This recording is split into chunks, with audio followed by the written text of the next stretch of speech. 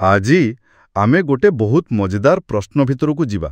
ମଣିଷ ମାନେ ଆମେ ସବୁ କେମିତି ସମୟକୁ ମାପିବା ଶିଖିଲେ? ଏବେ ତ ଏତେ ସାଧାରଣ ଲାଗୁଛି, ହେଲେ ଏହାର ଆରମ୍ଭର କାହାଣୀ ବହୁତ ପୁରୁଣା।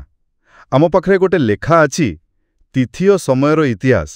ସେଥିରୁ କିଛି ମୁଖ୍ୟ କଥା ନେଇକି ଆସିଛୁ। ସେଥିରେ ଅଛି କେମିତି ଆମ ପୁରୁଣା ସଭ୍ୟତାମାନେ ଏ କାମ ଆରମ୍ଭ କରିଥିଲେ। ତେବେ ଚାଲନ୍ତୁ ଦେଖିବା ଏ ଯାତ୍ରା କେମିତି ଥିଲା। ନିଶ୍ଚିତ ଭାବରେ। ଆଉ ଜାଣନ୍ତି, ସମୟ ମାପିବାଟା କେବଳ ଏମିତି ଗୋଟେ ଟେକ୍ନିକାଲ କଥା ନଥିଲା। ଏଟା ମଣିଷ ସଭ୍ୟତା ଆଗକୁ ବଢ଼ିବା ପାଇଁ ଗୋଟେ ବଡ଼ ଜିନିଷ ଥିଲା।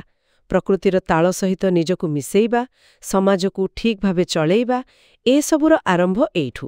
ଆଚ୍ଛା, ତେବେ ଆମ ଲେଖା କହୁଛି ଏହାର ମୂଳ ପଡ଼ିଥିଲା ମେସୋପୋଟେମିଆ, ଇଜିପ୍ଟ ଆଉ ମାୟା ସଭ୍ୟତାରେ। ସେମାନେ କେମିତି ଆରମ୍ଭ କଲେ ଏତେ କଷ୍ଟ କାମ? କ'ଣ କେବଳ ଆକାଶକୁ ଚାହିଁକି? ହଁ, ମୁଖ୍ୟତଃ ସେଇଆ। ଆକାଶ ହିଁ ଥିଲା ସେମାନଙ୍କର ପ୍ରଥମ ଗାଇଡ୍, ଆପଣ କହିପାରିବେ। ସେମାନେ ଦେଖିଲେ ସୂର୍ଯ୍ୟ ପ୍ରତିଦିନ ଉଠୁଛନ୍ତି, ବୁଡୁଛନ୍ତି, ଜହ୍ନର ଆକାର ବଦଳୁଛି। ଏ ଯୋଉ ନିୟମିତତା, ଏଇଟାକୁ ଧରି ସେମାନେ ଦିନ, ମାସ, ବର୍ଷର ଗୋଟେ ଆଇଡିଆ ବାହାର କଲେ। ଯେମିତି ଧରନ୍ତୁ, ଇଜିପ୍ଟରେ ସେମାନେ ସିରିୟସ୍ ତାରା ଉଦୟ ହେବାଟାକୁ ନୀଳ ନଦୀ ବଢ଼ି ସହିତ ଯୋଡ଼ି ଦେଇଥିଲେ। ଆଉ ସେଇଟା ତାଙ୍କର ଚାଷବାସ ପାଇଁ ବହୁତ ଜରୁରୀ ଥିଲା। ତ ସେଇଟା ତାଙ୍କ କ୍ୟାଲେଣ୍ଡରର ବେସ୍ ହେଇଗଲା। ବାଃ, ଏଇଟା ତ ବଡ଼ ଇଣ୍ଟରେଷ୍ଟିଂ। କିନ୍ତୁ ଖାଲି ସୂର୍ଯ୍ୟ ଚନ୍ଦ୍ରକୁ ଦେଖିଲେ ତ ପୁରା ଦିନଟାକୁ ଛୋଟ ଛୋଟ ଭାଗ କରିହେବନି ନା। ସେଥିପାଇଁ କିଛି ଯନ୍ତ୍ରପାତି ଦରକାର ପଡ଼ିଥିବ। ଏକଦମ। ସେଇଠି ତ ମଣିଷର ଚାଲାକି। ସବୁଠୁ ସରଳ ଥିଲା ସୂର୍ଯ୍ୟ ଘଡ଼ି। ଗୋଟେ ବାଡ଼ି ପୋତିଦେଲେ ତାର ଛାଇ ଯେମିତି ଯେମିତି ଘୁଞ୍ଚିବ। ଓହୋ, ସେଇ ଛାଇକୁ ଦେଖି ସମୟ ଜାଣି ହେଉଥିଲା। ହଁ, କିନ୍ତୁ ସେଥିରେ ବି ଅସୁବିଧା ଥିଲା। ଖାଲି ଦିନରେ ଚାଲିବ, ଆଉ ଆକାଶ ସଫା ଥିଲେ ଚାଲିବ। ତାହେଲେ ରାତିରେ କିମ୍ବା ମେଘୁଆ ପାଗରେ ସେତେବେଳେ କ'ଣ କରୁଥିଲେ? ହଁ, ସେଥିପାଇଁ ତ ଆସିଲା ଜଳଘଡ଼ି, କ୍ଲେପ୍ସିଡ୍ରା। ଗୋଟେ ପାତ୍ରରୁ ଆଉ ପାତ୍ରକୁ ଧୀରେ ଧୀରେ ପାଣି ବୋହିବ, ଆଉ ସେ ପାଣିର ଲେଭଲ ଦେଖି ସମୟ କହିହେବ। ଆଚ୍ଛା। ପରେ ପୁଣି ବାଲିଘଡ଼ି ବି ଆସିଲା।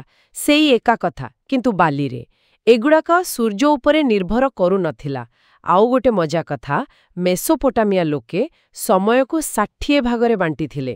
60? ମିନିଟ୍ ଆଉ ସେକେଣ୍ଡ ଭଳି? ହଁ, ସେଇ ସିଷ୍ଟମ, ଯାହାକୁ ଆମେ ଆଜି ବି ବ୍ୟବହାର କରୁଛେ। ଭାବନ୍ତୁ ତ। ବାଃ, ଆମ ଆଧୁନିକ ଘଣ୍ଟାର ମୂଳ ଏତେ ପୁରୁଣା? ଏହା ପ୍ରକୃତିରେ ଆଶ୍ଚର୍ଯ୍ୟକର କଥା। ତେବେ ଏ ଯୋଉ ସମୟ ଗଣିବା ସେମାନେ ଆରମ୍ଭ କଲେ, ଏହାର ପ୍ରଭାବ କ'ଣ ପଡ଼ିଲା ସେମାନଙ୍କ ସମାଜ ଉପରେ? ଖାଲି ଚାଷ ଛଡ଼ା ଆଉ କ'ଣ? ବହୁତ ପ୍ରଭାବ, ବହୁତ ବଡ଼ ପ୍ରଭାବ।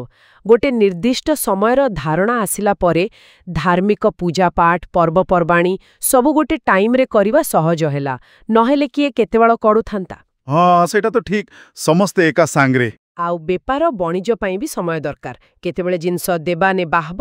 ରାଜାମାନଙ୍କ ପାଇଁ ବି ସୁବିଧା ହେଲା। କର ଆଦାୟ କରିବା, ସୈନ୍ୟ ଚଳାଇବା, ସବୁଥିରେ ସମୟର ହିସାବ। ସମୟ ମାପିବା ହିଁ ସମାଜକୁ ଗୋଟେ ଶୃଙ୍ଖଳା ଦେଲା। ଏକାଠି କାମ କରିବା ସମ୍ଭବ ହେଲା। ସତ କହିଲେ, ଏଇଟା ସଭ୍ୟତାର ଗୋଟେ ମୂଳଦୁଆ ପକେଇଲା। ଏଥିର ପୁରା ସ୍ପଷ୍ଟ ହେଉଛି ଯେ ସମୟ ମାପିବା କେବଳ ଏମିତି ଗୋଟେ ସଉକ ନଥିଲା।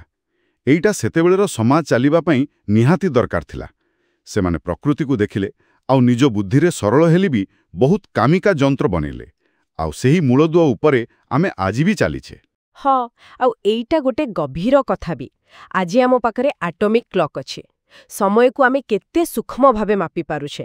କିନ୍ତୁ ଆମର ଯୋଉ ଦିନ, ଘଣ୍ଟା, ମିନିଟ୍, ଏସବୁର ମୂଳ ଆଇଡିଆ ତ ହଜାର ହଜାର ବର୍ଷ ତଳର। ସେଇ ଆକାଶ ଦେଖା, ସେଇ ମେସୋପୋଟାମିଆର ଗଣିତ। ଏତେ ଟେକ୍ନୋଲୋଜି ପରେ ବି ଆମେ ସେ ପୁରୁଣା ଧାରଣା ଉପରେ କେତେ ନିର୍ଭର କରୁଛେ, ଏଇଟା ଟିକେ ଭାବିବା କଥା ନା?